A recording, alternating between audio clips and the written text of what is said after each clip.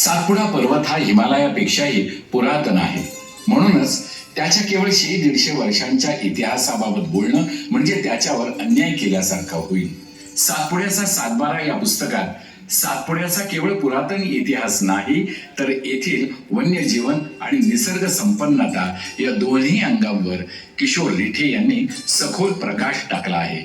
गेल्या अनेक शतकांमध्ये या ठिकाणी अनेक सत्तांतरं झाली. एका पर्वताच्या विविध पैलूंचा इतका सखोल अभ्यास सादर करणारं हे मराठीतील पहिलंच पुस्तक असावं.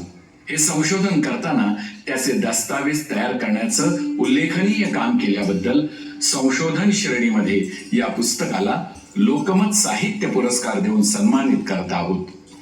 पद्मगंधा प्रकाशननं प्रकाशित केलेलं पुस्तक आहे. संशोधन श्रेणीमध्ये सातपुड्याचा सातबारा, लेखक आहेत किशोर रिठे.